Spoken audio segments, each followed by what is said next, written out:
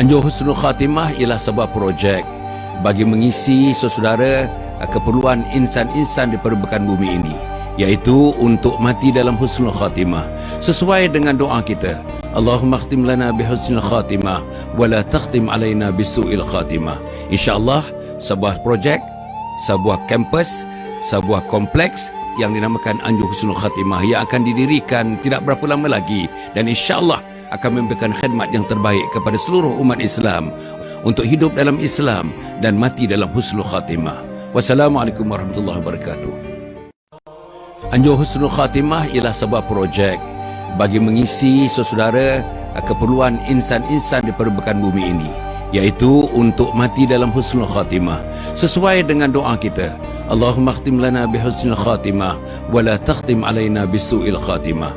InsyaAllah sebuah projek, sebuah kampus, sebuah kompleks yang dinamakan Anjur Husnul Khatimah yang akan didirikan tidak berapa lama lagi, dan insyaAllah akan memberikan khidmat yang terbaik kepada seluruh umat Islam untuk hidup dalam Islam dan mati dalam Husnul Khatimah. Wassalamualaikum warahmatullahi wabarakatuh. Assalamualaikum warahmatullahi wabarakatuh. Menepati apa yang dibincangkan sekarang ini, mungkin rujukan boleh dibuat kepada 3 buku yang saya hasilkan. Buku yang pertama, saudara, ialah Khidmati Ayah Bunda Hingga Akhir Hayat. Buku yang kedua ialah Husnul Khatimah, Impian Setiap Muslim. Dan buku yang ketiga ialah bukunya Isteriku Ketua Bidadari Syurga. Dapatkan buku ini tuan-tuan dan puan. Bacakan buku ini, insya-Allah. Inilah buku panduan untuk kita menjadi insan yang baik, menjadi muslim yang baik, menjadi mukmin yang baik. Wassalamualaikum warahmatullahi wabarakatuh.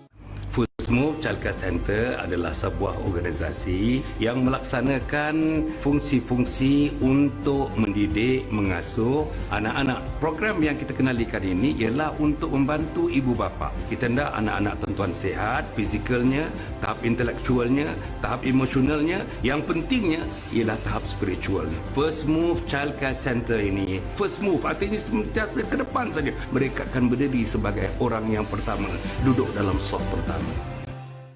FUSMOVE Childcare Center adalah sebuah organisasi yang melaksanakan fungsi-fungsi untuk mendidik, mengasuh anak-anak. Program yang kita kenalikan ini ialah untuk membantu ibu bapa. Kita hendak anak-anak tuan-tuan sihat, fizikalnya, tahap intelektualnya, tahap emosionalnya. Yang pentingnya ialah tahap spiritualnya. FUSMOVE Childcare Center ini, FUSMOVE artinya sentiasa ke depan saja. Mereka akan berdiri sebagai orang yang pertama, duduk dalam saf pertama.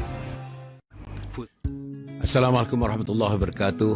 Menepati apa yang dibincangkan sekarang ini, mungkin rujukan boleh dibuat kepada 3 buku yang saya hasilkan. Buku yang pertama, saudara, ialah Khidmati Ayah Bunda Hingga Akhir Hayat. Buku yang kedua ialah Husnul Khatimah, Impian Setiap Muslim. Dan buku yang ketiga ialah bukunya Isteriku Ketua Bidadari Syurga. Dapatkan buku ini tuan-tuan dan puan. Bacakan buku ini, insya-Allah. Inilah buku panduan untuk kita menjadi insan yang baik, menjadi muslim yang baik, menjadi mukmin yang baik. Wassalamualaikum warahmatullahi wabarakatuh. Assalamualaikum warahmatullahi wabarakatuh. Menepati apa yang dibincangkan sekarang ini, mungkin rujukan boleh dibuat kepada 3 buku yang saya hasilkan. Buku yang pertama, saudara, ialah Khidmati Ayah Bunda Hingga Akhir Hayat. Buku yang kedua ialah Husnul Khatimah, Impian Setiap Muslim. Dan buku yang ketiga ialah bukunya Isteriku Ketua Bidadari Syurga. Dapatkan buku ini tuan-tuan dan puan. Bacakan buku ini, insya-Allah. Inilah buku panduan untuk kita menjadi insan yang baik, menjadi muslim yang baik, menjadi mukmin yang baik. Wassalamualaikum warahmatullahi wabarakatuh. Assalamualaikum warahmatullahi wabarakatuh. Alhamdulillahirabbil alamin.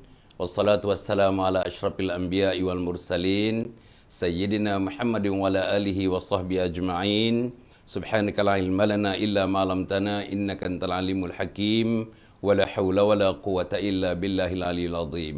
Qala rabbi shrah li sadri wa yassir li amri wahlul 'uqdatam min lisani yafqahu qawli.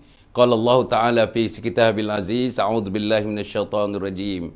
Ya ayyuhalladzina amanu taqullaha haqqa tuqatih wa la tamutunna illa wa antum muslimun. Sadaqallahul azim.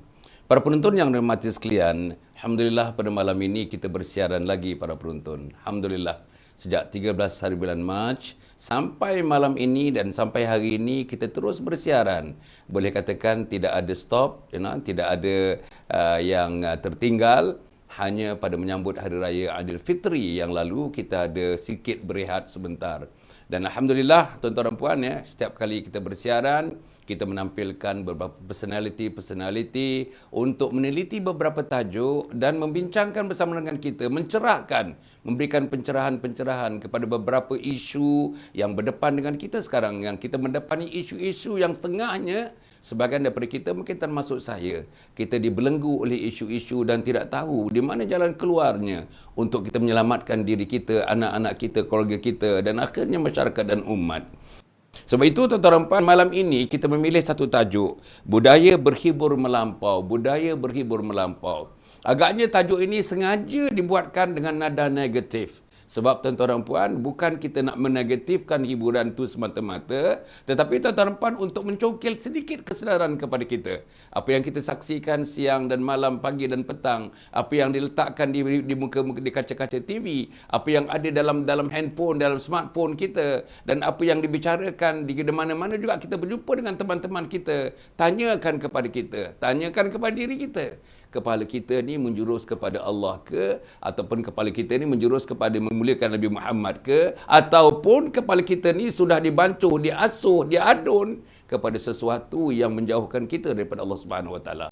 Dan tuan-tuan dan puan, pada malam ini kita sangat bertuah tuan-tuan, sangat bertuah. Kita menampilkan seorang ilmuwan, seorang agamawan yang pernah terlibat tuan-tuan dalam banyak sebenarnya aktiviti-aktiviti yang berkait dengan mempertabatkan Islam. Tidak lain dan tidak bukan Al-Fadil Ustaz Syed Abdul Qadir Al-Jufri yang bersama dengan kita pada malam ini. Alhamdulillah, apa khabar Ustaz?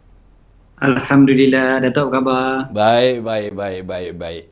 Saya sebenarnya dah lama mengenali Al-Fadhil Ustaz Tuan Syed ni. Tuan-tuan agak lama, mungkin belasan tahun juga begitulah dalam gerakan-gerakan kita yang kita terlibat secara langsung dan tidak secara langsung. Daripada muda saya, daripada beliau masih berada di atas sikit daripada alam remaja pun sudah kita mengenalinya. Alhamdulillah, ketika itu pun waktu beliau balik menghabiskan degree yang pertamanya, nampaknya sudah ada keupayaan dan kemampuan untuk mengulas perkara-perkara isu-isu yang berkaitan dengan Islam dari segi akidahnya, dari segi syaraknya dan juga dari segi akhlak, dari keseluruhan embodiment of the Islamic knowledge itu, insya-Allah. Tuan-tuan dan puan, malam ini sekali lagi kita punya tajuk ialah budaya berhibur yang melampau. Tuan-tuan, dalam bacaan-bacaan kita, dalam apa yang kita dengar selama ini, Islam, tuan-tuan, satu agama. Islam satu agama yang terbuka luas untuk manusia menikmati kehidupan setakat kenikmatan itu bersendikan kepada syarak, bersendikan kepada akidah yang pertamanya, dan bersendikan kepada moral atau mungkin akhlak.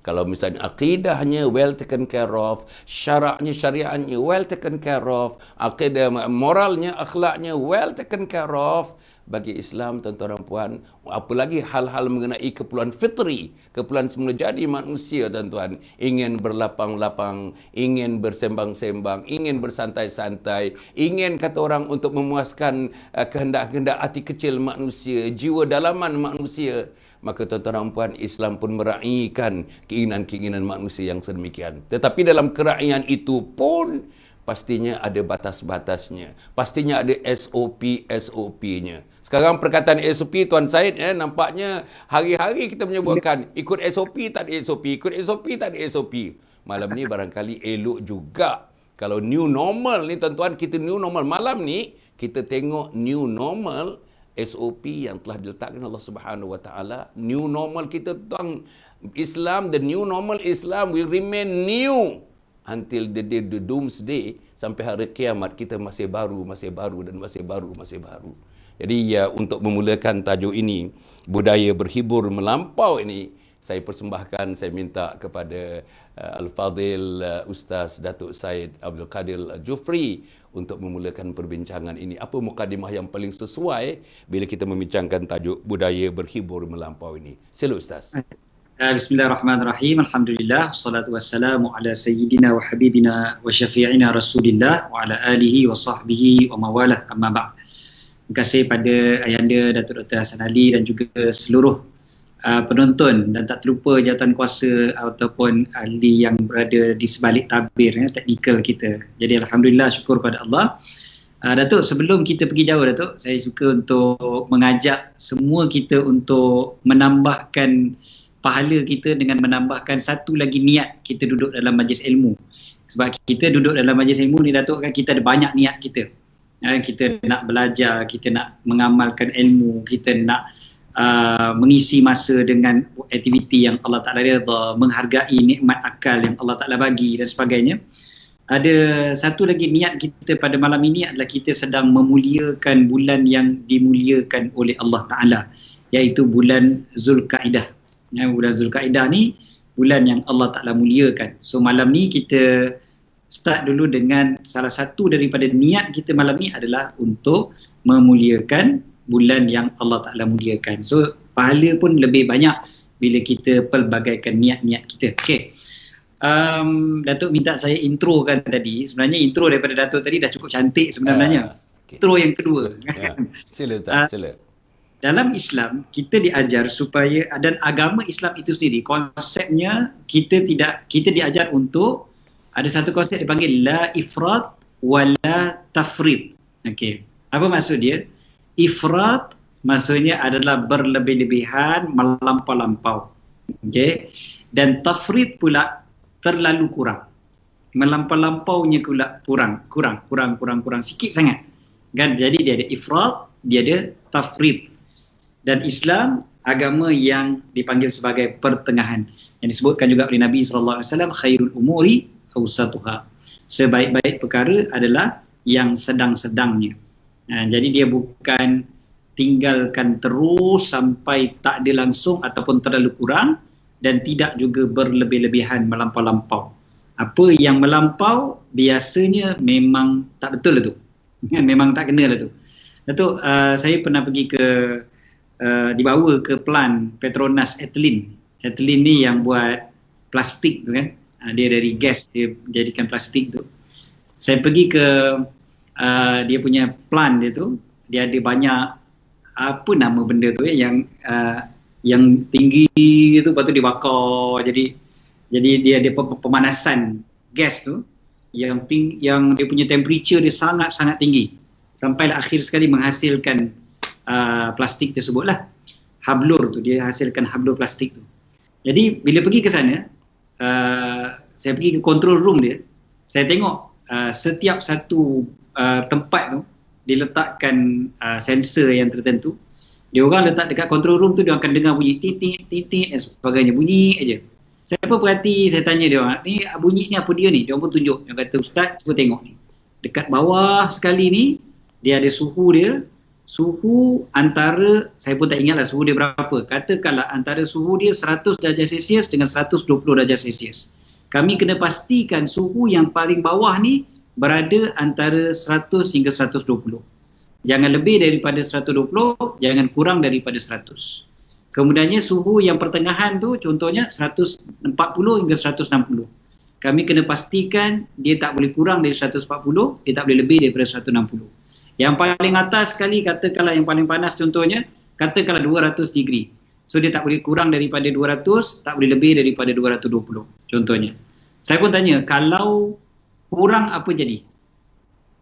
Dan kalau lebih apa jadi? Dia kata kalau kurang ataupun lebih kami terpaksa buang. Benda tu terpaksa buang, dia tidak akan jadi hablur. Yang mana satu saya kata yang paling bagus sekali. Dia kata yang paling bagus adalah yang paling perfect dia punya temperature pada setiap satu tempat tersebut. Sampailah dia menghasilkan hablur yang paling berkualiti tinggi. So, bila saya tengoknya tu saya katakan, Allah, sebenarnya Islam ajar kita untuk jadi dalam apa juga yang kita buat, dalam stage hidup kita ni, kita tidak boleh terlalu kurang. Dia ada dia punya had minimum, dia ada had maksimum. Dan ini yang dipanggil sebagai syariah. Dan syariah ataupun kita juga biasa gunakan perkataan hududullah, had Allah. Sempadan-sempadan Allah Ta'ala. Dia ada sempadan, dia ada apa limit dia. sama ada limit yang maksimum ataupun minimum. Kalau kita terlebih bawah, terbuang, kita terlebih atas juga, kita juga akan terbuang. Dan yang paling perfect menepati hududullah itu tak lain dan tak bukan adalah Rasulullah sallallahu alaihi wasallam. Pada setiap stage tu baginda lah yang paling perfect. Hablum kita tu, diorang akan kumpulkan bersama-sama mengikut kualiti. Dia ada yang paling berkualiti sama-sama yang paling berkualiti. Yang grade 2, grade 2. Yang grade 3, grade 3. Sampailah grade paling rendah plastik yang buat apa, plastik sampah. Kan? Grade yang paling tinggi sekali plastik untuk buat yang topi, construction site dan sebagainya tu kan. Plastik dia betul-betul berkualiti. Jadi yang berkualiti akan bersama yang berkualiti. Yang kualiti rendah akan bersama dengan kualiti rendah. Dan yang terbuang akan bersama dengan yang terbuang. Kan? Jadi kita fikirkan dalam kehidupan kita ni, rupanya segala aspek kehidupan kita ni, daripada kita mula balik sampailah kita mati, dia akan menentukan ujungnya nanti ni, yang Datuk selalu sebutkan tentang husnul khatimah itu, penyudah yang baik itu nanti, kita bersama pula dengan siapa? Kita bersama dengan kelompok yang the best quality, ataupun yang biasa-biasa, ataupun yang rendah dan sebagainya. Semuanya bergantung kepada hududullah tadi, sempadan-sempadan tadi tu. Kita lebih daripada sempadan ke, kita kurang sempadan ke, ataupun kita just nice, cantik je, perfect pada setiap stage tersebut.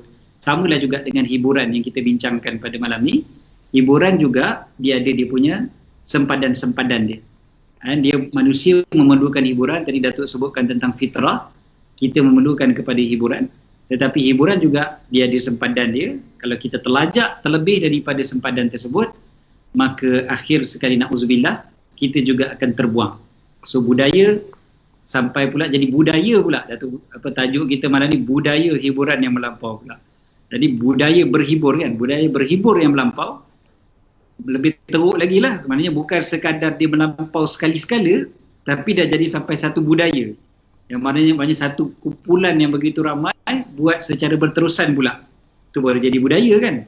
Jadi kalau satu grup yang ramai buat satu benda yang berulang kali, maka dia jadi satu budaya. Jadi kalaulah melampau itu jadi budaya, na'udzubillah, kan, dia jadi satu perkara yang mencampakkan kumpulan tersebut kepada terkeluar daripada sempadan Allah SWT tadi. Itu sikitlah mukadimahnya Datuk. Masya Allah.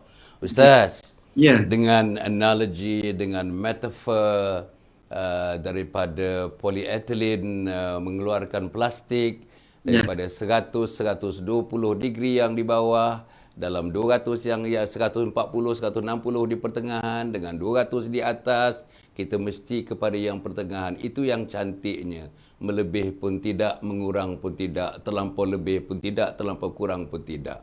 Dan dari segi akhlak, dari segi kehidupannya, kehidupan yang lebih tidak, kurang pun tidak, yang mereka mengikuti hududullah, had-had Allah Subhanahu Wa Taala, ialah seorang insan namanya Nabi Muhammad sallallahu alaihi wasallam. Itulah ikutan kita tuan-tuan. Itulah ikutan tuan-tuan, itulah ikutan saya. Daripada kita dilahirkan sampai kita mati nanti pun, contoh kita ialah hanya Nabi Muhammad sallallahu alaihi wasallam.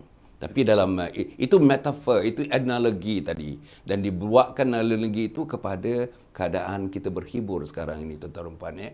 Jadi maknanya daripada situ kita dah dapat gambaran tuan-tuan. Saya dah nampak sikit-sikit gambaran dah. Sama ada kita keterlaluan ke, sama ada kita terlalu rendah ke, ataupun kita telah mencapai satu tingkat yang dinamai ialah tingkat pertengahan. Apa pun yang kita lakukan dalam Islam, yang cantiknya ialah cantik kita lakukan yang pertengahan tu. Maknanya awsatuha, maknanya pertengahan tu. Itu yang paling cantik. Tuan-tuan dan puan yang mati sekalian ya. Saya nak minta daripada saja je, saya nak tanya kita punya Ustaz Said kita ni mengenai tentang apa pendapat. Saya nak tanya pendapat awal tentang keseluruhan hiburan kita yang dipaparkan di Malaysia ini. Sama ada dalam televisyen, sama ada dalam stage performance di luar televisyen, sama ada pada peringkat anak muda, sama ada di peringkat dewasa, hatta di peringkat anak-anak pun apa dia sajian, hiburan yang dipaparkan kepada mereka. Saya nak tanya Ustaz, ada tak Ustaz menimbulkan kerunsingan Ustaz tentang apa yang dipaparkan oleh media-media kita? Dan tuan-tuan dan puan, untuk pengetahuan tuan-tuan dan puan, sebahagiannya kontrol media ini orang Islam tuan-tuan. Yang melaksana pun orang Islam, yang merancang pun orang Islam, yang meraih keuntungan daripada situ pun biasanya syarikat-syarikat, company-company ataupun mereka yang mendapatkan satu concession daripadanya dan menguntungkan mereka. Saya nak tanya tadi soal kerisauan sebagai ulama, sebagai ilmuwan, sebagai agamawan, apa dia kerisauan? Kalau ada kerisauan tentang apa yang kita saksikan sekarang ini. Silakan Ustaz. Itu bila kita sebutkan tentang manusia ada fitrah tadi tu. Fitrah manusia ni memang dia hendakkan sesuatu yang menghiburkan hati dia, menenangkan jiwa dia dan sebagainya. Yang kita risaukan adalah apabila hiburan yang dibentangkan itu adalah hiburan yang kelihatannya menenangkan, kelihatannya menghiburkan, tetapi menghiburkan dalam tempoh jangka masa yang terlalu pendek, tetapi akhirnya membawa kepada kerosakan. Yang itu yang kita risau. Kalau kita buatkan satu lagi analogi, Dato', kalau contohnya, kalau kita nak makan, kita ada apa yang dipanggil sebagai appetizer, kan? Yang mana dia memang kalau kita makan tu biasanya kita akan makan sikit saja.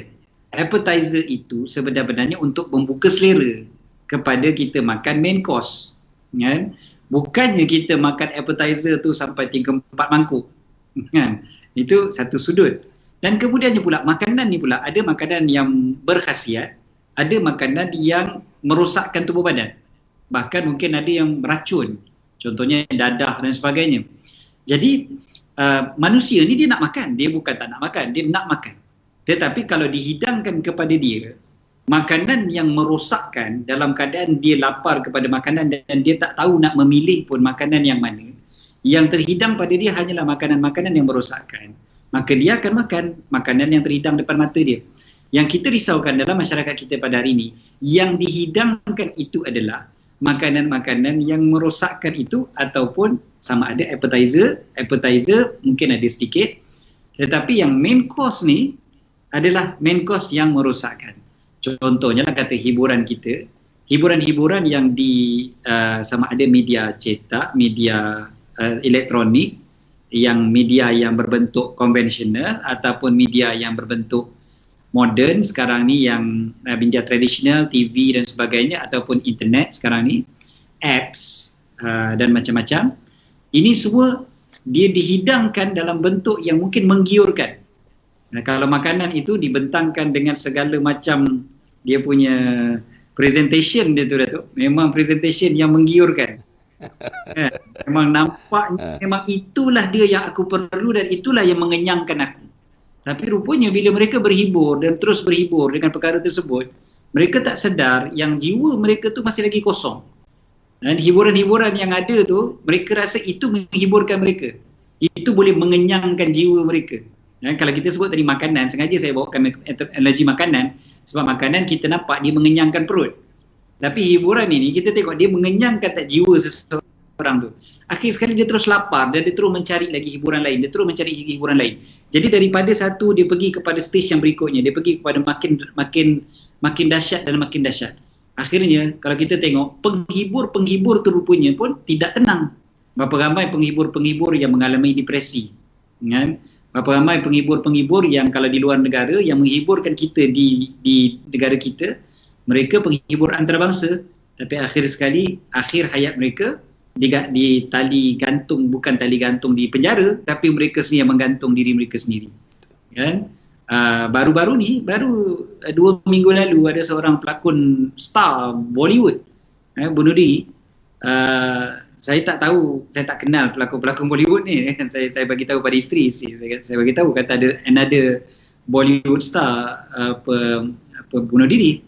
So dia pun tengok berita tu, dia kata apa kenal ni pelakon ni, kata macam mana pula, dia kata ada dalam cerita sekian-sekian ni dia berlakon. Kata oh okey, saya tak banyak tengok cerita Hindustan, so saya senang ingat. Ada satu cerita yang saya tengok, jadi memang cerita tu cerita yang menarik. Jadi rupanya oh dia star tu. Ya Allah, bunuh diri, umur baru 30-an. Umur baru 30 lebih. dan sedang meningkat naik namanya. Kan? Dia bunuh diri. Bintang-bintang Korea berapa ramai yang membunuh diri. Kan? Alhamdulillah di negara kita bintang-bintang yang beragama Islam kebanyakannya. Bila ada agama, alhamdulillah agama yang memimpin. Yang akhir sekali bila rasa stres kembali kepada agama. Bila kembali kepada agama, rupanya ada penyelesaian kepada mereka. Yang kita risaukan sekarang ni adalah macam Datuk kata tadi, pemain-pemain industri ataupun yang di sebalik tabir itu juga ataupun yang menguasai hiburan itu orang Islam juga, bukan orang non-Muslim, orang Islam juga. Tetapi yang dibentangkan adalah perkara-perkara yang memang tidak mengenyangkan jiwa manusia. Kan? Dia hanyalah menambahkan lagi kelaparan akhirnya. Dia terus mencari dan terus mencari dan silap cari, terambil yang terus merosakkan, terus hancur. Selain daripada hiburan yang kita tak nafikan, ada pula yang terus abaikan aspek syariah, dan itu yang paling banyak pula pada zaman kita sekarang, yang mengabaikan aspek syariah, yang tak tahu, mungkin sebahagian tak tahu. Saya ada jumpa dengan beberapa penerbit dan sebagainya, ada yang kata kami tak tahu kata benda ni tak boleh. Ada yang kata gitu. Dia kata kami ingat dalam lakonan boleh. Dia memang secara jujur dia kata begitu. Maknanya secara memang tidak tahulah, memang tak tahu. Kejahilan, kita kata tak tahu.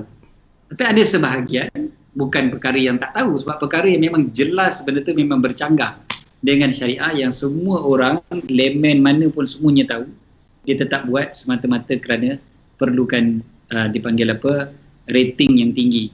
Dan ada seorang dia bagi tahu saya, dia kata, Ustaz, orang nak beli nasi lemak, saya jual nasi lemak. Kalau orang nak beli nasi goreng, saya jual nasi goreng. Orang nak makan mi, saya jual mi. Jadi saya tengok kepada customer. Kan? Saya jawab, saya kata, betul bang, abang boleh jual nasi lemak, abang boleh jual mi goreng, abang boleh jual nasi goreng. Tapi bagaimana abang masak nasi goreng tu? Adakah nasi goreng yang abang masak tu, abang letakkan perisa yang terlampau banyak sampai merosakkan orang? Ataupun abang letakkan dalam nasi goreng itu daging yang tak halal? Ataupun kalau lebih kasar lagi kita sebut letak daging khinzir terus. Jadi dia pun terdiam. Kan? Itu sebenarnya dia memerlukan kepada kreativiti abang. Abang nak jual nasi goreng, juallah nasi goreng. Tapi jual nasi goreng, dia nasi goreng yang betul-betul mengenyangkan pembeli tadi, tapi lazat dan berkhasiat, membantu dia pula untuk lebih kuat. Sebab abang fikirkan macam mana nak jual nasi goreng macam tu. Tapi sebab nasi goreng yang dengan cara yang tak betul tu lebih senang ataupun lebih murah, maka abang ambil yang itu aja. Jadi dia memerlukan kepada kreativiti kepada pemain-pemain industri kita. Macam mana mereka hendak explore kreativiti mereka untuk membudayakan satu hiburan, tetapi hiburan yang tidak bercanggah dengan syariat. Yang ini satu cabaran sebenarnya kepada semua kita, sama ada yang menonton, lebih-lebih lagi kepada golongan agamawan, dan yang paling utama tentulah mereka-mereka yang berada di balik tabir industri hiburan itu sendiri. Allah alam. Allahu Akbar, Masya Allah, tuan-tuan. Satu lagi analogi tadi, tuan-tuan. Cantik, tuan-tuan, antara appetizer dengan main course, tuan-tuan. Maknanya, yalah, tapi main course ni tadi yang kita dah dapat ulasannya, merosakkan. Kalau itu merosakkan, tuan-tuan, jiwa terus rosak. Mungkin tuan-tuan dalam keadaan kita makan dan semakannya, alhamdulillah perut terisi dan perut kenyang. Tapi kalau tuan-tuan dalam hiburan ini, kalau tidak dijaga betul-betul caranya, dan kalau tak dijaga prosedurnya, tak dijaga etikanya, tuan-tuan, jiwa terus lapar, berkeroncong. Dan tuan-tuan dalam berkeroncongnya jiwa yang kosong itu, tuan-tuan, Masya Allah, nak lagi. Kita sumbatkan pula lagi, tuan-tuan dan puan, jenis-jenis yang lara seperti itu. Maka laralah kehidupan masyarakat, laralah umat, tuan-tuan dan puan. Saya rasa ke situ apa yang disebutkan oleh Tuan Syed tadi. Tuan-tuan, saya nak sebut tadi, ada beberapa perkara yang saya seronok tadi. Hujungnya disebut tuan-tuan, kebanyakan hiburan, itu apa pandangan daripada Tuan Syed? Kebanyakan hiburan kat sini, terutama yang akhir-akhir ini, dia kata nampaknya bercanggah dengan syariat. Tuan-tuan, saya sebenarnya takut perkataan tu. Saya takut perkataan tu. Bercanggah dengan syariat. Kalau bercanggah dengan budaya, masih ada lagi kita ruang. Tapi bercanggah dengan syariat ni berat, tuan-tuan. Bercanggah dengan syariat ini bercanggah dengan peraturan Allah Subhanahu Wa Taala. Bercanggah dengan syariat ini bercanggah dengan risalah yang dibawa oleh Nabi Muhammad sallallahu alaihi wasallam. Jadi maknanya, tuan-tuan, saya harap. Dan tadi disebutkan, tuan-tuan, ada beberapa pihak. Pihak pemain industri satu, pihak pemilik-pemilik itu satu, pihak yang menggayakannya satu. Tuan-tuan, pihak di belakang tabir yang banyak pihak-pihak di belakang tabir. Tuan-tuan bayangkan, kita nak mengadakan satu persembahan, tuan-tuan. Bayangkan, tuan-tuan, mengadakan persembahan bukan di Albert Hall di sana, tuan-tuan. Di Malaysia pun kita dapati, tuan-tuan, di belakang tabir begitu banyak. Sebelum, semasa dan sesudah di belakang tabir itu, begitu banyak yang terlibat, ramai yang terlibat, berbagai-bagai ilmu yang terlibat, tuan-tuan dan puan. Jadi sebab itu saya nak pergi kepada yang berikutnya, Ustaz. Kita tadi membincangkan sama ada apa yang disaksikan, apa yang ditonjolkan, apa yang dipersembahkan ini mengikut nada syariat atau tidak mengikut nada syariat. Boleh tak agaknya? Saya tengok-tengok tinjau-tinjau, antaranya garis panduan, antaranya Ustaz, nanti Ustaz ulas ya. Yang pertama, kalau misalnya lagu, liriknya atau drama, skripnya tidak bertentangan dengan syarak. Itu satu. Antaranya yang saya baca, yang saya tengok. Kadang-kadang berulang-ulang saya tengok ulasan-ulasan itu berulang. Nombor dua, tidak berlebih-lebihan. Ini daripada awal tadi Tuan Syed menyebutkan tidak berlebih-lebihan. Dan tidak sangat lagu berkurangan sampai kurang, sampai tak nampak seninya langsung. Itu pun agaknya boleh diulas. Yang ketiga, berunsur maksiat ataupun melarakan, ada unsur lara. Lara artinya, tuan-tuan, menarik perhatian manusia daripada, tuan-tuan, kepada Allah, tetapi manusia ditarik untuk memperhatikan makhluk sesama manusia ataupun makhluk yang lain daripada manusia. Itu lara. Ceritanya not Allah related. Ceritanya not Nabi related. Ceritanya not religion related. Itu lara. Kemudian, tuan-tuan dan puan, instrumen-instrumen yang dimainkan. Ini pun banyak tuan-tuan ulasan-ulasan tentang seperti budaya rock. Minta maaf saya menyebutkan itu, tuan. Seperti budaya rock misalnya. Bayangkan instrumen-instrumennya. Kemudian, tuan-tuan dan puan, menjaga aurat. Yang keenam, tidak bercampur antara laki-laki dan perempuan. Dan yang ketujuh, kalau yang cantiknya dikata, kalau wanita membuat persembahan, eloklah audiennya hanya wanita. Kalau laki-laki yang buat persembahan, yang saya baca ni, tuan-tuan dan puan, eloklah laki-laki. Audiennya daripada audien laki-laki dan persembahannya orang laki-laki. Ustaz, dalam suasana yang sedemikian begini, ini pun bagus ni peraturannya. Ada yang saya tengok peraturannya yang lebih ketat daripada ini, tapi saya ambil pertengahan ini. Yang pertengahan ni, Ustaz. Macam mana dengan garis panduan yang seperti ini? Sebagai daripada garis panduan ni, Ustaz, sudah berada sebenarnya dalam jawatankuasa Majlis Fatwa sejak tahun 1981 lagi, Ustaz. Dah lama sudah difatwakan benda ini, Tuan. Macam mana ulasan daripada seorang ulama muda macam ini, Tuan? Garis panduan hiburan dalam Islam, kalau kita perhatikan, JAKIM dah mengeluarkan juga secara tersusun dan begitu cantik sebenarnya. Dan yang paling terkini seingat saya pada tahun 2017 pun ada dikeluarkan lagi. Dan sebelum daripada itu diperakukan oleh Muzakarah Fatwa Kebangsaan pada tahun 2015. Maknanya 5 tahun lalu pun ada. Dan macam Datuk sebut tadi, sebenarnya bermula daripada tahun 1981 lagi benda tu memang dah ada dah. Garis panduan demi garis panduan dikemas kini lagi mengikut peredaran zaman dan sebagainya. Garis panduan memang ada, memang ada, is there, kan? Tapi di sana kita tak nafikan, dalam hiburan memang ada yang kita nampak, yang penonton nampak hanyalah mungkin pelakon, penyanyi, mana yang mempersembahkan sahaja. Yang mempersembahkan tu yang kita nampak. Tapi yang di belakang tu, yang itu yang ramai tak nampak.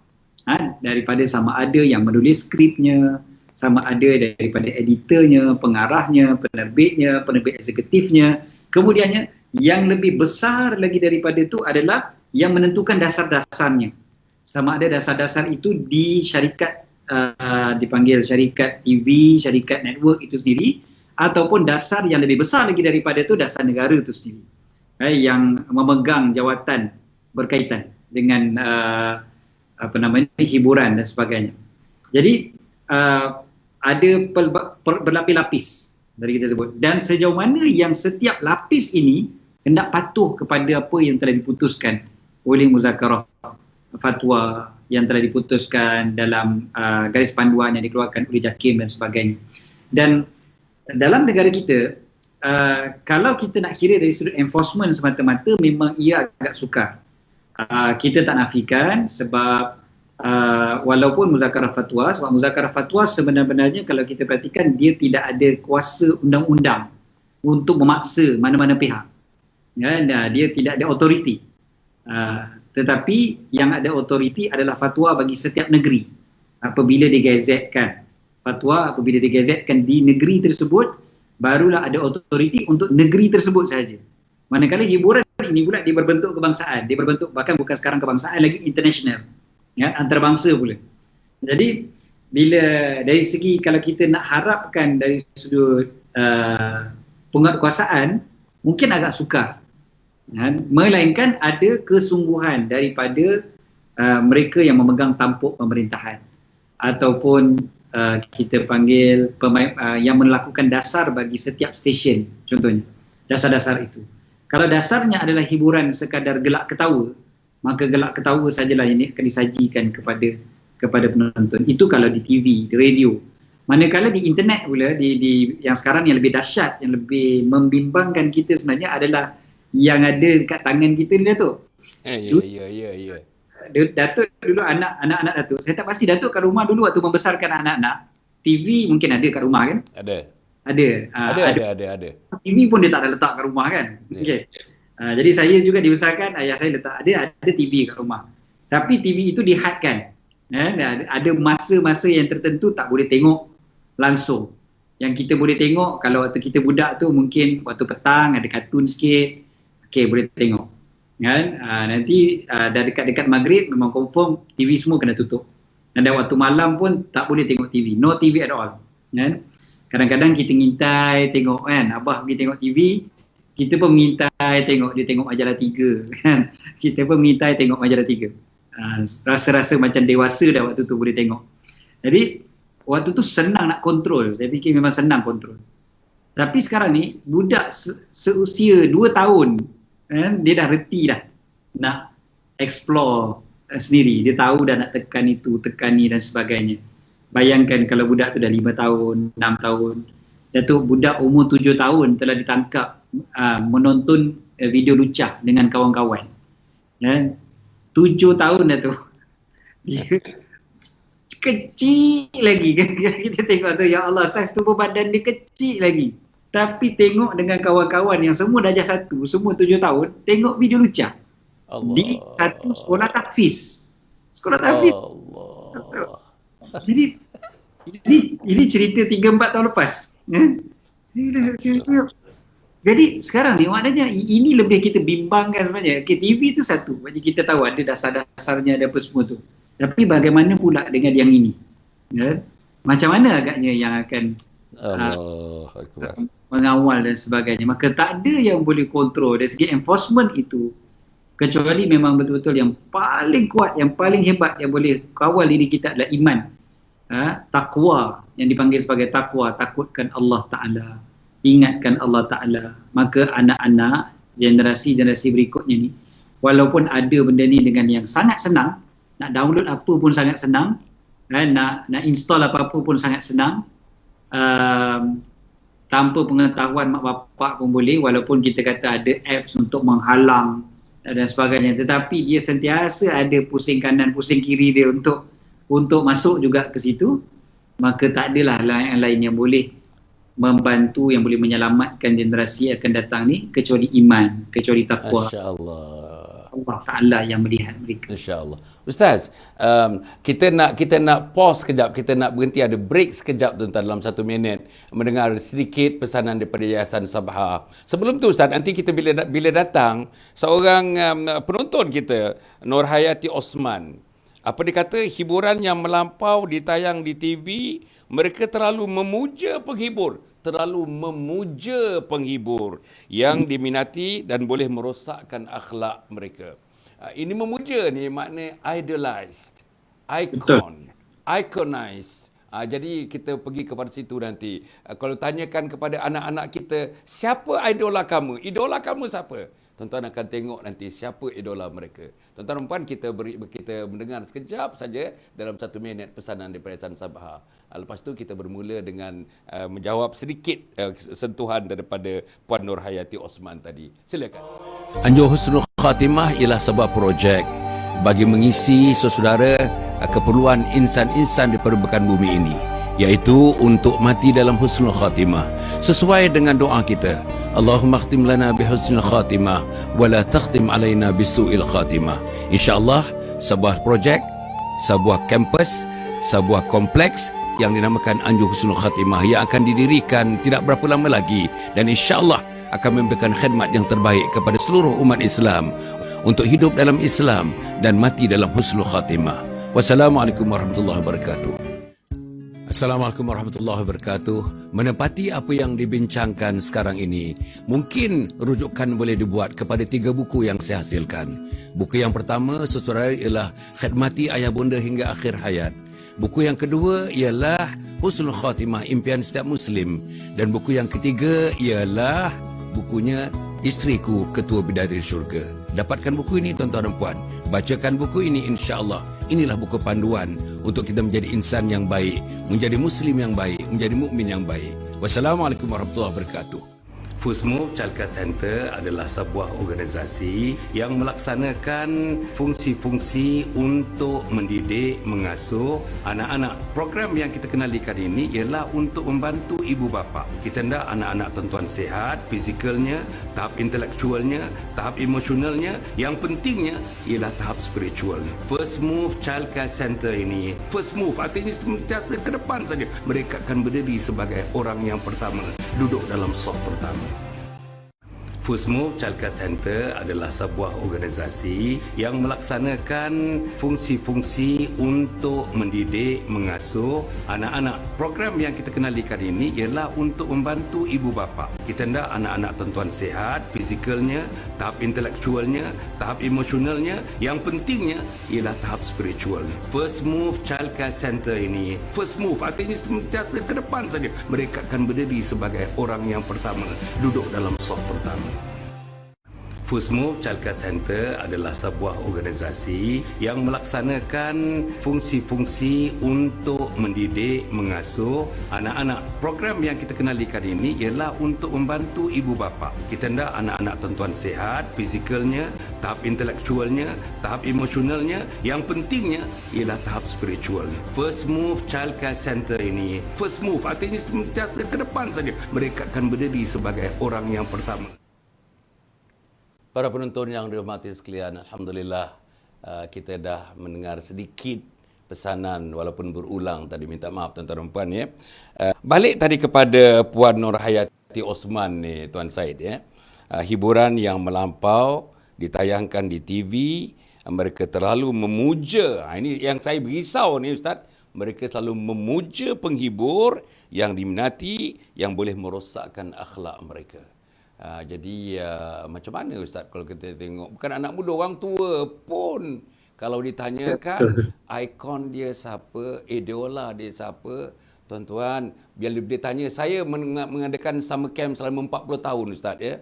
Orang budak sekolah menengah, budak sekolah menengah atas, universiti, sampailah remaja dan kumpulan korporat juga. Tapi bila ditanyakan soalan-soalan ini, terutama camp remaja, selama 10 hari camp remaja tuan-tuan dan puan, dalam 100 orang, 10 hari begitu. Bila ditanyakan tentang idola, tuan-tuan, daripada 100 tu, tak ada satu, tak ada dua yang idolanya ada berkaitan dengan insan-insan Islam, insan-insan yang membawa agama Allah Subhanahu Wa Taala. Inilah kerunsingan kita. Sila Ustaz. Okey. Bismillah, alhamdulillah. Kita runsing, dan runsing itu perkataan yang tepat. Dalam masa yang sama, bila kita runsing, kita perlu adakan sesuatu, kita perlu lakukan sesuatu, kita perlu bertindak. Dan saya yakin sahabat-sahabat yang menonton, yang bertanya juga ataupun yang komen tadi telah melakukan sesuatu. Mungkin anak-anak kita dan sebagainya, bagaimana kita didik mereka. Ada satu perkara yang saya perhatikanlah, didikan, contohlah saya bawakan ayah saya sendirilah. Bukanlah kata nak memaksumkan ataupun meletakkan sebagai seorang yang suci dan sebagainya, tidak, tapi sebagai contoh yang baik, insya-Allah, mudah-mudahan. Yang saya nampak sendiri depan mata bagaimana ayah mendidik kami adik-beradik untuk meletakkan siapa yang sepatutnya dimuliakan ataupun kita letakkan sebagai idola dan sebagainya, ataupun apa-apa perkataan yang digunakan oleh masyarakat. Saya ingat bila kami balik kampung, setiap kali balik kampung dulu, waktu belum ada highway yang secara proper utara selatan, kita banyak terpaksa melalui kampung demi kampung ataupun pekan demi pekan. Jadi kami balik ke Singapura, dari Kuala Lumpur balik ke Singapura, balik ke Kuala Lumpur dan sebagainya. Ayah saya ada keluarga angkat di Batu Pahat, jadi selalu akan singgah di Batu Pahat. Dan di Batu Pahat tu ada seorang istilah yang biasa digunakan adalah wali Allah Ta'ala, ataupun seorang yang sangat soleh. Orang yang sangat soleh, Allah yarham, nama beliau Habib Ali Drus. So Habib Ali ni orang yang soleh, tapi kita tahu orang-orang macam ni dia zuhud, dia tak ada apa-apa, rumahnya kecil saja, rumah papan kan. Setiap kali kami pulang ke Singapura, pasti ayah ataupun abah saya akan singgah ke rumah tersebut. Bawalah kami ni adik-beradik ni yang kecil-kecil ni semua masuk ke dalam rumah tu dan berbincang, berbual dengan Habib ni, dan dia tanya soalan, minta doa dan sebagainya. Kita ni waktu budak tu, kita tak minat sebenarnya benda-benda macam tu sebenarnya. Sebabnya rumah panas tu, bukannya ada aircon kan, kipas pun tak ada. Dia hidang pun kopi O dah tu. Kopi O ni budak luka, pahit. Dia tak ada anak-anak kecil yang kita boleh main sekali. Dia tak ada TV kan. Jadi kita kena duduk lah kat situ kan. Duduk kata, dengar lah. Dia cakap, kita pun tak faham kan. Tapi kita dipaksa untuk duduk dan sebagainya. Serupanya untuk kita melihat apa cara akhlak ataupun adab ayah apabila berhadapan dengan orang yang soleh. Dengan orang yang soleh, macam mana dia memuliakan orang yang soleh, dia salam, cium tangan, dan dia minta nasihat, minta doa daripada orang yang soleh tu. Minta sungguh-sungguh, minta didoakan sebagainya.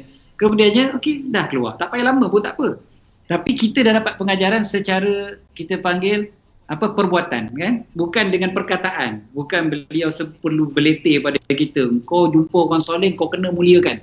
Tak perlu begitu pun tak apa. Tapi dengan perbuatan tu menunjukkan bahawasanya kena hormat dengan orang soleh.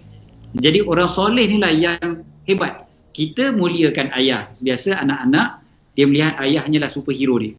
Tapi bila ayah yang sebagai superhero dia tu pula muliakan pula orang yang soleh, secara automatik dia pun akan memandang orang yang soleh itulah dia punya superhero, itulah dia punya panduan hidup dia, ataupun itulah dia yang dia nak jadi dan sebagainya. Ada seorang kawan saya hantar anak ke sekolah ke Yaman, umur baru 8 tahun. Saya terkejut, saya kata, Ustaz, awal sangat tu 8 tahun, dia masih perlukan bimbingan mak bapak. Kawan saya kata, anak saya ni menangis-nangis, merintih-rintih, nak pergi belajar dekat sana. Saya kata, kenapa? Dia kata, sebab yang saya nampak satu, dia kata, saya ni, dia kata, setiap hari di rumah saya ada skrin komputer yang dekat ruang tamu. Tiap-tiap hari yang saya pasang dekat skrin komputer tu adalah ceramah Habib dari Yaman ni. Jadi dia kata, saya sendiri nak tahu, jadi saya nak belajar. Saya pasang setiap hari video-video ceramah-ceramah tersebut. Saya pun tak tahu, kata anak saya perasan benda ni, dia kata. Sampailah satu masa Habib ni datang ke Terengganu, Ustaz ni orang Terengganu. Dia kata sampai kat Terengganu. Jadi bila anak saya tengok Habib tu, dia tengok macam dia tengok superstar betul-betul. Tengah. Wow, kan, live depan mata dia. Orang ni ada depan mata aku. Selama ni, inilah yang aku nampak dekat skrin bapak aku. Tapi hari ni aku nampak live. Jadi dia terus, tak ada, aku nak pergi belajar dengan dia, aku nak ikut dia dan sebagainya. Maknanya betul-betul dia tertarik kan. Jadi kita perhatikan, banyaknya yang macam mana yang kita ni boleh terpengaruh dan boleh menjadikan orang tertentu tu sebagai idola ataupun sebagai um, watak atau personality yang kita kagumi dan sebagainya banyak terkesan dengan didikan ibu bapa. Macam mana ibu bapa tu sendiri yang memuliakan orang. Dia muliakan siapa? Kalau hari-hari kita buka TV drama yang mak bapak sentiasa tengok adalah pelakon-pelakon, penyanyi-penyanyi, yang mak bapak secara tanpa sedar sentiasa memuliakan pelakon dan penyanyi, rasa teruja sangat-sangat dengan pelakon dan penyanyi, maka anak-anak tak pelik bila anak-anak juga menjadikan pelakon dan penyanyi itu sebagai watak yang mereka kagumi, yang mereka nak jadi dan sebagainya. Di US, antara kebimbangan pendidik-pendidik di sana adalah apabila ramai sangat tak sabar-sabar nak jadi star. Dan semua program-program hiburan yang dipanggil reality show ni, kalau auditionnya melampau-lampau permintaan, sangat ramai yang nak masuk dalam audition. Walaupun Datuk bakatnya, ya Allah, kan. Kita kata lagi teruk daripada katak pagi hujan. Tapi dia nak juga tu, dia nak juga jadi penyanyi. Dia kata aku boleh jadi penyanyi. Dia punya keinginan dia begitu. Sebab telah dibudayakan, ini kita sebut budaya kan. Jadi budaya dalam rumah kita, ya Allah, itu antara yang sangat-sangat penting. Kalaulah mak bapak rajin baca Quran, rajin tengok ceramah, rajin bawa anak-anak pergi ke majlis ilmu, pergi ke masjid dan sebagainya, mudah-mudahan anak-anak pun jadikan inilah dia watak-watak yang hebat dalam hidup aku. Inilah dia superhero aku. Selain daripada cerita-cerita, saya ingat Datuk pun biasa kisahkan bagaimana kita perlu bercerita kepada anak kita sebelum tidur, contohnya kan. Punya berlaku Datuk. Waktu zaman sahabat Nabi SAW, zaman tabi'in lagi, mereka dah biasa buat begini Datuk. Bercerita kepada anak mereka sebelum tidur, cerita tentang peperangan-peperangan yang berlaku pada zaman Nabi SAW. Mereka biasa cerita benda tu. Anak akan tentang peperangan zaman Nabi, sebab budak-budak dia suka cerita-cerita perang. Bukan budak je tu, bapak budak, datuk budak pun sama juga. Dia suka benda-benda action. So diceritakan action-action yang really happened pada zaman Nabi SAW. So budak-budak tu seronok, dan budak-budak terus secara tak sedar dan tak sedar, separa sedar, dia akan rasa itulah dia watak-watak yang dikagumi. Itulah juga yang ibu kami, Allah yarhami ibu kami lakukan pada setiap malam. Kami tak akan tidur pada waktu malam, melainkan beliau telah ceritakan kepada kami. Bedtime stories itu adalah berkaitan dengan Nabi, berkaitan dengan para sahabat, berkaitan dengan para ulama, para pejuang Islam. Tiap-tiap malam mesti ada satu cerita tentang mereka. Ibu saya bukan ustazah lah tu, bukan ustazah, tapi beliau cari cerita, apa nak cerita malam ni. Sentiasa ada, bukan ada internet nak Google dan sebagainya kan. Jadi buku-buku tu beliau cari, beliau buka tengok, okey, apa cerita hari ni, apa cerita hari ni, apa cerita hari ni. Ceritalah tentang nabi-nabi yang terdahulu, cerita tentang orang soleh, wali-wali Allah, cerita tentang para pejuang agama Allah. Jadi kita dibesarkan tu pada setiap malam sebelum tidur dan masuk meresap. Waktu tu kita nampak dah yang lain tu, walaupun kita tengok juga ada tengok, bukan tak ada tengok langsung, tapi yang tu walaupun kita tengok, itu nothing, itu tak real kan. Kita tengok apa cerita-cerita kartun, apa Thunderman contohnya kan, kita tahu itu tak real, itu semua kartun aja, itu semua lakonan semata-mata. Tapi yang diceritakan tentang Nabi, tentang para sahabat, itu memang watak sebenar yang patut aku kagumi, bukan Superman, Batman dan sebagainya. Allah Masya Allah, tuan-tuan ya. Ini satu cerita tadi itu, tuan-tuan, cerita macam mana tentang ikon, tentang idola dan sebagainya, itu menarik. Tapi cerita peribadi yang berlaku, macam mana mak dan ayah, terutamanya mak kepada Tuan Syed, macam mana dia bentuk anak-anak, bentuk pemikiran, how she molded the mental capacity, the mental capability of the children, the mental makeup of the children. Ini yang sangat penting kan. Tak ramai kot yang ada sekarang. Bedtime stories pun saya rasa tak ada cerita-cerita itu. Dia cerita-cerita lain lagi, Ustaz. Mengukuhkan lagi apa yang dia tengok di siang tadi. Itu dia tu. Sebab itu balik kepada kita punya idola anak kita ni. Ada dua kumpulan idola yang mudah saja. Tanya yang perempuan begitu pun, tanya laki-laki begitu pun. Yang pertama mestilah artis-artis. Yang kedua ialah pemain-pemain bola sepak. Itulah dia. Siapa tak kenal Ronaldo? Siapa tak kenal Messi? Siapa tak kenal tuan-tuan dan puan Tahu semuanya. Anak-anak saya pun agaknya cucu-cucu saya tahu detail tentang Ronaldo. 2 hari yang lepas tendang penalti, tak masuk penalti tuan-tuan Ronaldo. Bayar Ronaldo kasut emas, berapa banyak kasut emas, tapi penalti, tendang penalti tak masuk. Ya. Benda-benda yang macam itu. Dan dia mengatakan Ronaldo punya harta, the first billionaire, the first athlete yang jadi billionaire, Ronaldo. Billionaire, bukan jutawan, billionaire. Jadi tuan-tuan, dan dia melatih anaknya kecil tuan-tuan. Ronaldo Junior, dia latih anak dia, Masya Allah. Ada kasut sampai jenama anak dia tuan-tuan. Ronaldo Junior. Baju nama anak dia, Ronaldo Junior. And that makes money, tons of money. Apa yang saya nak sebutkan tuan-tuan? Agaknya itu yang menarik anak-anak kita. Itu yang menarik anak-anak muda kita. Tapi artis pula tuan-tuan dan puan, misal itu Ronaldo dia bola sekejap aja, tapi drama daripada pagi sampai maghrib. Lagi satu tuan-tuan nak komen sikit lah. Time penayangan ini maghrib. Maghrib kita tengok. Kalau subuh pula kalau kita tengok tu, yang advertisement tu semua tu. Belilah begini tuan-tuan. Tinggal lagi ada 200 unit lagi. Belilah tuan-tuan. Menang membeli, kalah membeli, menang memakai. Belilah. Masya-Allah. Jadi inilah dia. Apa yang saya nak beli tuan-tuan kita pergi kepada satu komen lagi daripada Asri tadi ni. Saudara Asri tadi bagi komen, dia kata dunia tanpa sempadan ini, anak-anak harus didik seperti kecil akan pentingnya agama. Jika tidak, kita akan melahirkan generasi yang rosak akhlaknya. Itulah yang disebut oleh Tuan Syed tadi. Saya pun rasanya Tuan Syed pun telah menerangkan untuk menjawab soalan daripada saudara Asri Mat, saudara Asri dan Asri Mat. Kemudian tu saudara, banyak antara malam ini, antara yang paling banyak kita dapati komen-komen satu daripada Hawa Idris hanya iman dan takwa sahaja yang dapat menyelamatkan diri kita daripada terjebak dengan hiburan yang melampau. Ini pun sudah juga disentuh lebih kurang tadi tuan-tuan dan puan tapi ini confirmation. Masya Allah, saya suka sangat ibu-ibu dan ayah-ayah yang datang buat confirmation tentang assertion, mengatakan apa pun iman, apa pun takwa. Tadi hujung daripada yang Tuan Syed menyebutkan tadi, apa pun bergantung kepada iman. Persoalannya sekarang Ustaz, kita tengok antara iman dengan commercialization ni.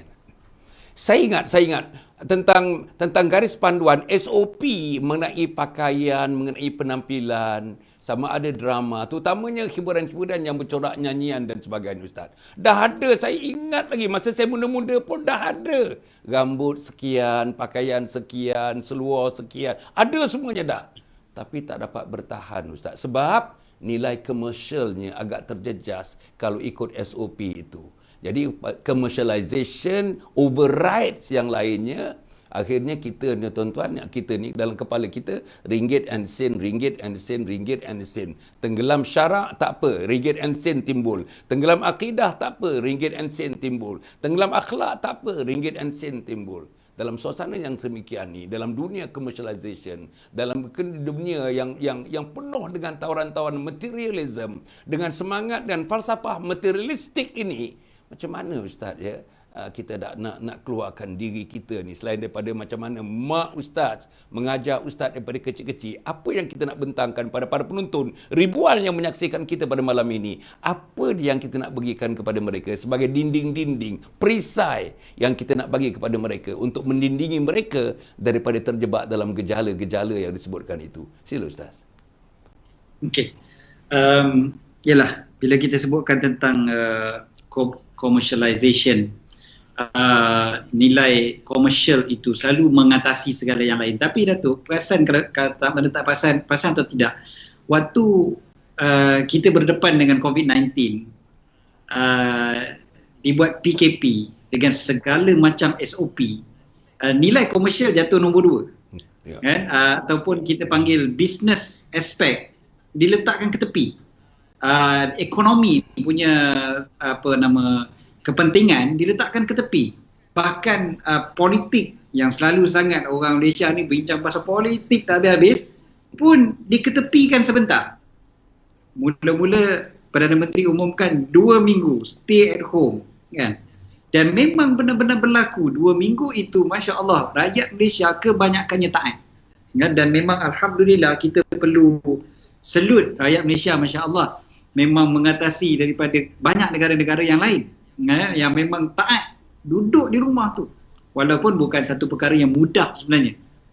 Lagi-lagi bila desakan ekonomi dan sebagainya yang sangat-sangat menekan, tapi tetap duduk di rumah tu.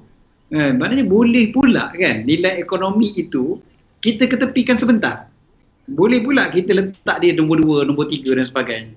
Sebab kita nak selamat. Kita nak selamat. Stay safe kan istilahnya. Problem kita adalah kita nampak selamat yang di dunia dan kita tak nampak selamat di akhirat itu lebih besar. Allah. Kan? Jadi Allah. akhirnya nilai ekonomi itu dia akan jadi nombor 1 semula. Sebab dah selamat. Dan selamat dunia aku dah selamat. Kan? Yang selamat akhirat tu yang kita tak nampak. Maka kalau orang yang kita selalu kata akhirat minded, ataupun kita boleh melahirkan generasi yang betul-betul akhirat minded, maka selamat di akhirat itu yang lebih penting bagi dia berbanding dengan selamat di dunia. Di dunia kau boleh jawab, di akhirat belum tentu. Dan macam-macam lagi lah perkara-perkara yang lain. So saya nampak perkara ni, ini juga sekali lagi ditanam sejak daripada kecil. Dan tanam daripada kecil ni bukan dengan hanya semata-mata kita sebutkan dosa pahala, tapi selalu kita mengingatkan tentang adanya esok hari, iaitu hari akhirat. Dan yang itu, kalau saya boleh bagi contoh satu lagi, Datuk, kalau Allah yarham ibu saya bagaimana dididik. Saya banyak cerita di beberapa kali dah, saya bukanlah banyak, beberapa kali saya dah kongsikan cerita ni.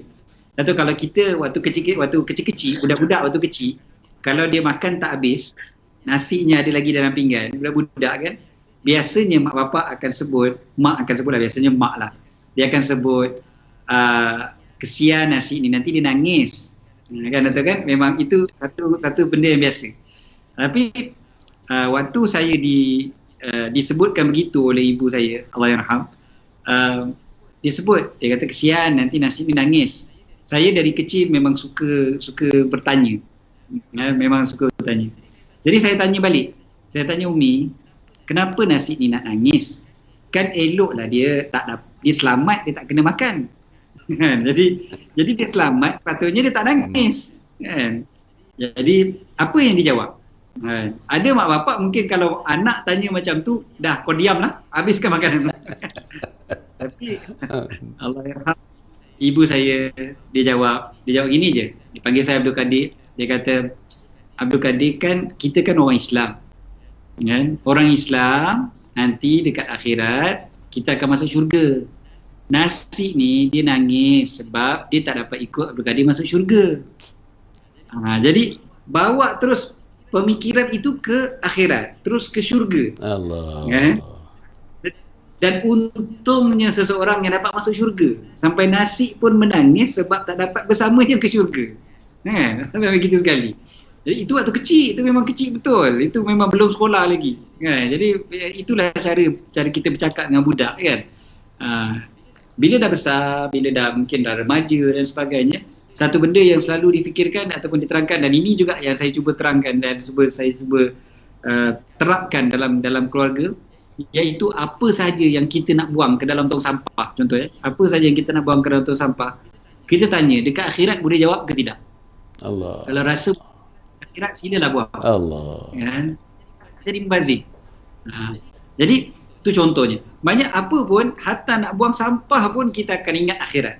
Bukan saja waktu sembahyang, bukan saja waktu baca Quran, ataupun waktu baca kitab, belajar dan sebagainya. No. Apa saja yang kita buat siang dan malam, kita boleh letakkan akhirat minded. So bila kita jadikan akhirat nombor 1, ekonomi tu bukanlah kita tak pentingkan, kita kata benda tu tak penting, benda tu alah dunia je tu tak ada apa, tak. Kita tetap ada usaha. Ni yang dipanggil dalam Islam, adanya menjaga agama, adanya menjaga nyawa, tapi kita tak nafikan ada juga menjaga harta. Salah satu daripada maqasid prinsip Islam. Tapi prinsip Islam, menjaga harta itu dikemudiankan daripada menjaga agama dan menjaga nyawa. Dan inilah yang kita buat waktu COVID-19 baru ni, iaitu menjaga nyawa dikehadapankan daripada menjaga harta. Tetapi yang kita silap, kita lupa menjaga agama itu. Yang kita kata selamat di akhirat itu, kadang-kadang kita terlupa sampai kita mengutamakan nilai-nilai commercial value. Yang ini juga saya sebutkan, bukan komersial tak boleh, komersial yang boleh menyelamatkan akhirat.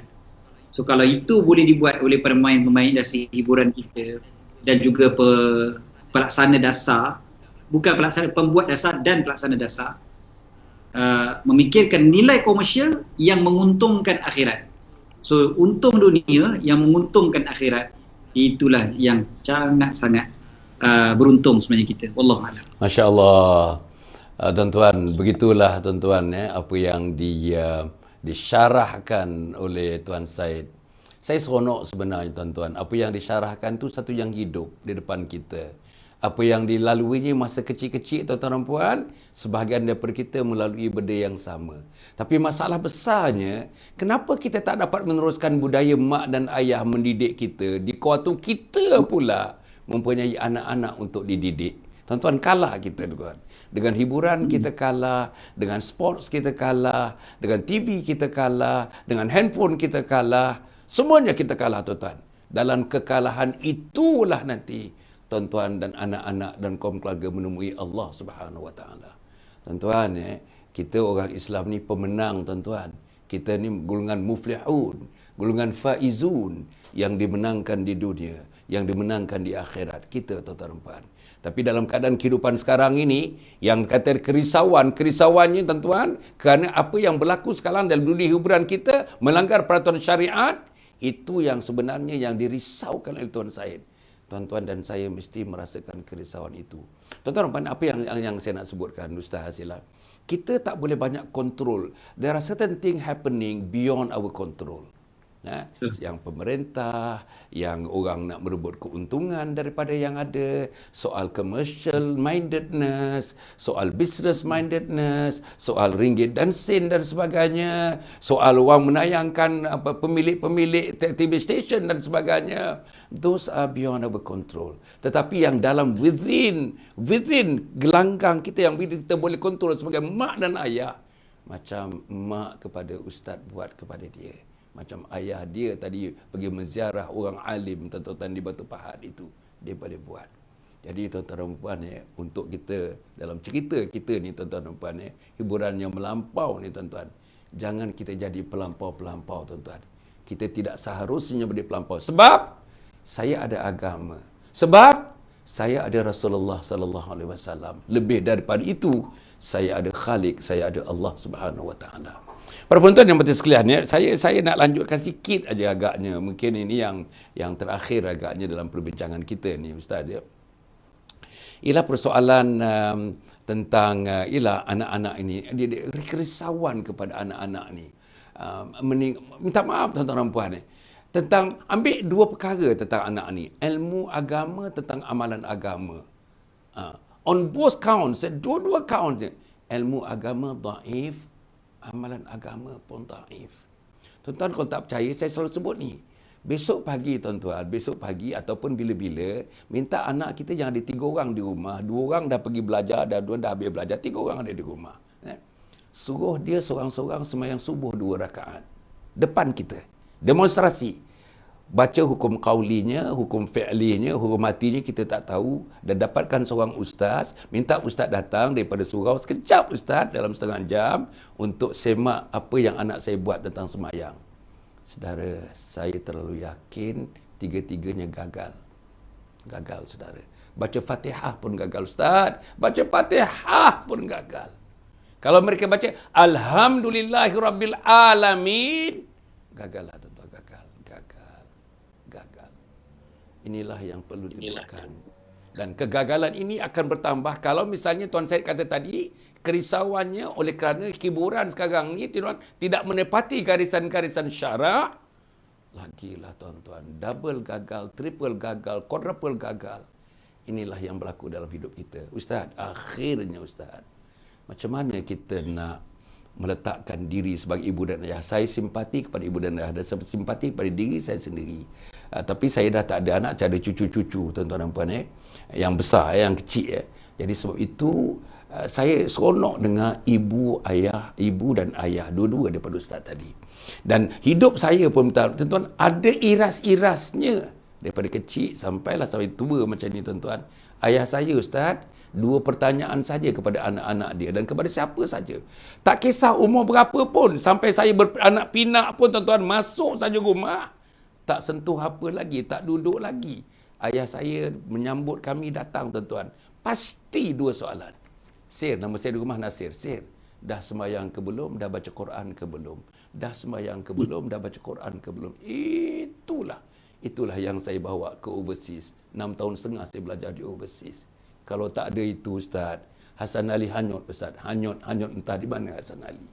Jadi tuan-tuan dan puan, insya-Allah sekali akhirnya Ustaz, sebagai satu kata-kata nasihat daripada ulama muda yang saya sanjung ni Ustaz. Sila kepada teman-teman penonton sekalian Ustaz. Sila Ustaz. Bismillahirrahmanirrahim. Ada seorang kawan saya Datuk.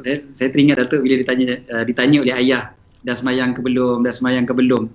Ada seorang kawan saya ni, mak dia setiap hari tanya dia dah sembahyang belum? Dah sembahyang belum? Dah sembahyang belum? Sedangkan dia adalah imam di masjid. Jadi dia memang dia adalah imam, tugasnya adalah sebagai imam di masjid. Memang 5 waktu sembahyang di masjid. Tapi tiap-tiap hari mak tu akan tanya, dah sembahyang ke belum? Dah sembahyang ke belum? Kan?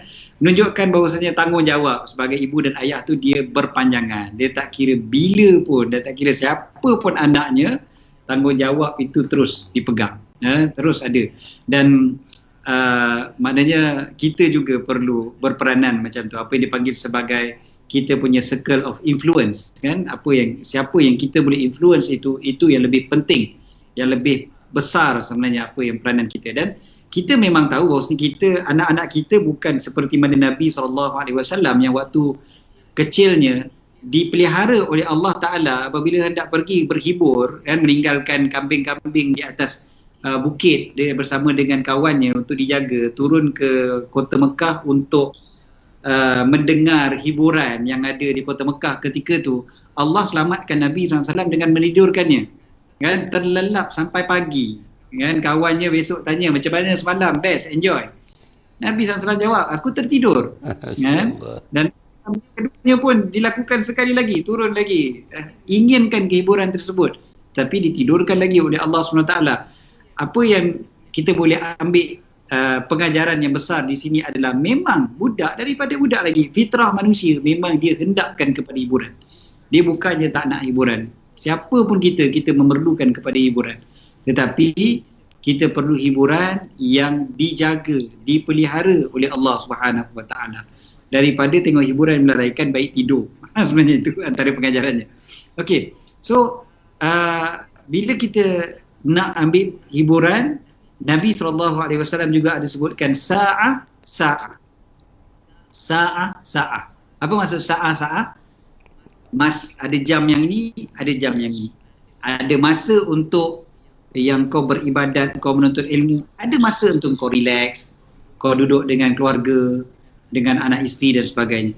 Dan saya suka ambil sebenar-benarnya, kan, kalau kita tahu apa hiburan yang sebenar yang kita sebut tadi mula-mula tadi, makanan yang tidak mengenyangkan dengan makanan yang benar-benar mengenyangkan, makanan yang betul-betul mengenyangkan kepada kita, hiburan yang betul-betul mengenyangkan jiwa kita adalah solatnya, bacaan Quran, majlis-majlis ilmunya, baca hadis Nabi SAW. Sebenarnya kalau kita dapatkan itu sebagai hiburan, setelah kita ada appetizer sebelum daripadanya dan kita berhibur, sampai disebutkan oleh Imam Ibrahim Ibn Adham, seorang waliullah, dia kata darjat yang paling tinggi bagi seseorang adalah apabila engkau mengingati Allah, ia lebih manis daripada madu lebah, dan dia lebih melazatkan berbanding dengan air yang manis, yang pure, yang sejuk yang kau dapat waktu siang hari yang panas. Betul-betul rasa itulah dia kenikmatan dan kemanisan. Itu yang kita nak sangat, yang dipanggil sebagai halawatul iman. Kemanisan iman tu kita nak. Kita minta pada Allah, minta banyak-banyak pada Allah. Ya Allah, kurniakanlah aku kemanisan apabila aku beribadah kepada Engkau. Jadi hiburan bagi kita. Kan kalau kita tengok orang-orang soleh Datuk, kita jealous dengan orang Datuk sebab diorang bila baca Quran itulah hiburan bagi mereka. Bila mereka solat itulah hiburan bagi mereka. Yang disebut oleh Nabi SAW, dijadikan bagiku solat sebagai qurrata ain, kan, penyejuk mata bagi aku di atas muka bumi ni. Jadi kita nak sangat jadi macam mereka. Doa banyak-banyak supaya hati kita ni Allah Ta'ala jadikan sebagai mencintai, menyukai perkara yang Allah Ta'ala cinta dan membenci apa yang Allah Ta'ala benci. Allah. Masya Allah, tuan-tuan. Tuan-tuan, sampai ke satu peringkat, tuan-tuan, diri kita, anak kita, keturunan kita, tuan-tuan, salat merupakan satu hiburan bagi kita.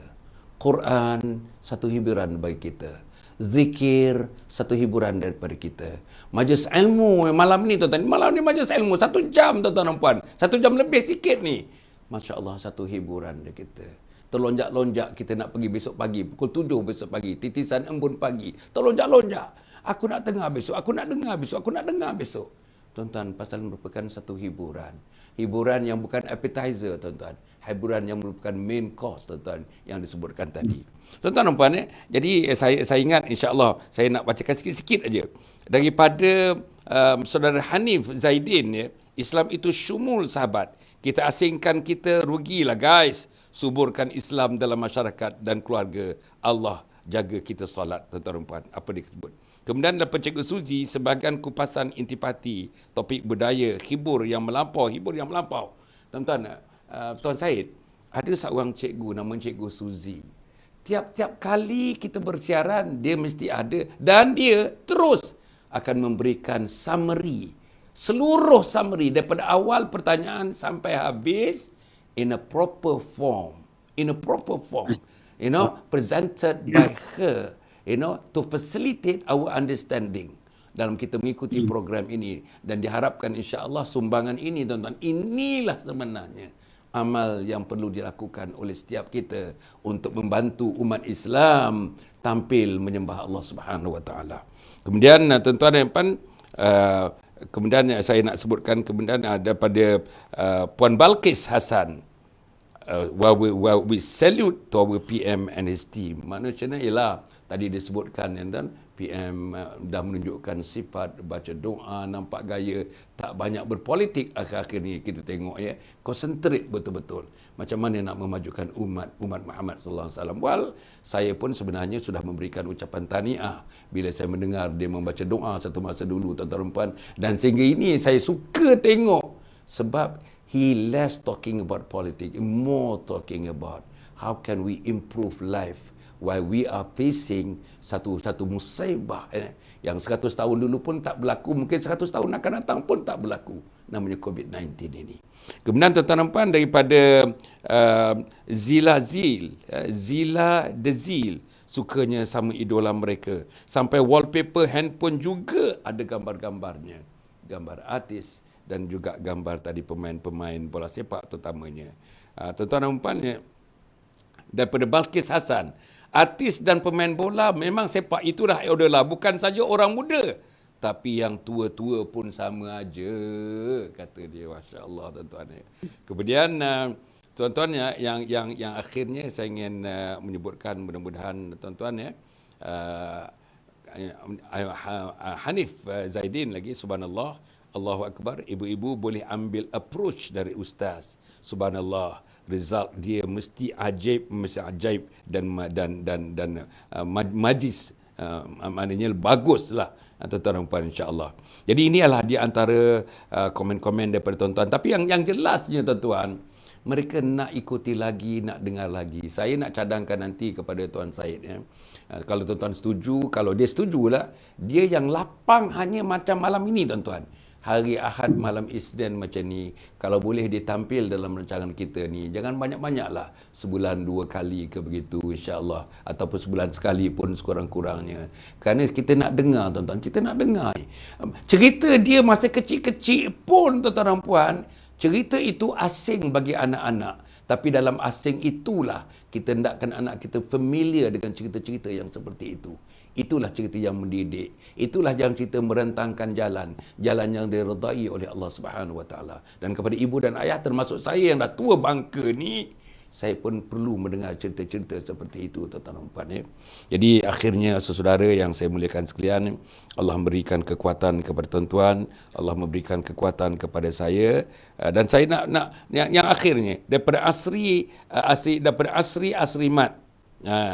Dunia sempat tanpa sepadan ini, anak-anak harus dididik saja daripada kecil pentingnya agama. Jika tidak, kita akan melahirkan generasi yang rosak akhlaknya. Memang betul lah tuan-tuan dan puan. Ini pun confirmation daripada teman-teman yang menonton malam ini apa yang disarankan oleh yang berbahagia Tuan Syed Qadir Al-Jufri. Tuan-tuan dan puan, bagi pihak kami, bagi pihak kru kita dan bagi pihak saudara, insya-Allah apanya tuan-tuan dan puan, besok jam 7 pagi. Tuan Syed, 7 pagi, kita setiap pagi sejak 13 Mac. Belum ada lagi agaknya yang tersenggang. 7 pagi, namanya titisan embun pagi, sekitar dalam 30 minit besok pagi. Selepas itu insya-Allah malam besok tuan-tuan, malam besok kita akan mendengar daripada seorang tuan-tuan, seorang lawyer syariah pun dia, lawyer civil pun dia, namanya saudara Zubir Embong, tuan-tuan dan puan, untuk bercerita mengenai wasiat, tuan-tuan, tentang wasiat, mati tanpa wasiat. Apa jadi kalau mati tanpa wasiat? Jadi saya harap saya jemput tuan-tuan dan puan-puan malam besok 9.15, malam besok 19. Wasiat ini mengenai semua orang. Mati tanpa wasiat pun mengenai semua orang, tuan-tuan. Saudara berwasiat atau tidak berwasiat, kita dengar daripada pakarnya besok, iaitu Al-Fadhil Ustaz Saudara Zubir Embong malam besok, insya-Allah. Cukup setakat itu, tuan-tuan. Terima kasih yang tak terhingga kepada Tuan Syed. Mudah-mudahan dengan cadangan-cadangan, keinginan-keinginan daripada penonton ini untuk melihat wajah Tuan Syed lebih frequent lagi, agaknya mungkin nanti kita gondeng tengok macam mana hari Ahad malam Isnin seperti ini, kalau ada lapang-lapang, bolehlah kita bersama-sama bersiaran, insya-Allah. Tuan-tuan, terima kasih yang tak terhingga kepada teman-teman. Terima kasih kepada tuan-tuan. Jangan lupa Anjung Husnul Khatimah memerlukan bantuan tuan-tuan. Jangan lupa tuan-tuan, buku-buku 3 serangkai itu yang juga digunakan untuk mengongkosi Anjung Husnul Khatimah. Jangan lupa tuan-tuan, kita punya taska First Move Childcare Center yang juga insya-Allah kalau ada keuntungannya, baru setahun 3 bulan, ada 8 cawangan, 2 di Bangi, 1 di Kajang, 5 di Kuala Lumpur, tuan-tuan. Kalau ada keuntungan nanti, insya-Allah itu pun akan disalurkan secara terus-menerus kepada pengurusan Anjung Husnul Khatimah itu. Mudah-mudahan Allah memberikan kekuatan kepada kita, kekuatan kepada Tuan Syed untuk terus mendakwahkan agama Allah, dan kekuatan kepada saudara dan saudari. Mudah-mudahan saudara selamat dan sejahtera, berkasih sayang antara suami isteri, berkasih sayang bersama ibu dan ayah, berkasih sayang bersama jiran tetangga dan anggota masyarakat. Dan akhirnya kita ni tuan-tuan mendapatkan syiar kasih sayang Islam kita kepada seluruh umat Muhammad sallallahu alaihi wasallam. Aqulu qouli hadza wa astaghfirullahal azim li wa lakum wa lisairil muslimina wal muslimat innahu huwal ghafurur rahim. Wassalamu alaikum warahmatullahi wabarakatuh. Anjung Husnul Khatimah ialah sebuah projek bagi mengisi saudara keperluan insan-insan di permukaan bumi ini, iaitu untuk mati dalam husnul khatimah sesuai dengan doa kita, Allahumma khtim lana bihusnul khatimah wa la takhtim alaina bisu'il khatimah. InsyaAllah sebuah projek, sebuah kampus, sebuah kompleks yang dinamakan Anjung Husnul Khatimah yang akan didirikan tidak berapa lama lagi, dan insyaAllah akan memberikan khidmat yang terbaik kepada seluruh umat Islam untuk hidup dalam Islam dan mati dalam husnul khatimah. Wassalamualaikum warahmatullahi wabarakatuh. Assalamualaikum warahmatullahi wabarakatuh. Menepati apa yang dibincangkan sekarang ini, mungkin rujukan boleh dibuat kepada 3 buku yang saya hasilkan. Buku yang pertama, saudara, ialah Khidmati Ayah Bunda Hingga Akhir Hayat. Buku yang kedua ialah Husnul Khatimah, Impian Setiap Muslim. Dan buku yang ketiga ialah bukunya Isteriku Ketua Bidadari Syurga. Dapatkan buku ini tuan-tuan dan puan. Bacakan buku ini, insya-Allah. Inilah buku panduan untuk kita menjadi insan yang baik, menjadi muslim yang baik, menjadi mukmin yang baik. Wassalamualaikum warahmatullahi wabarakatuh.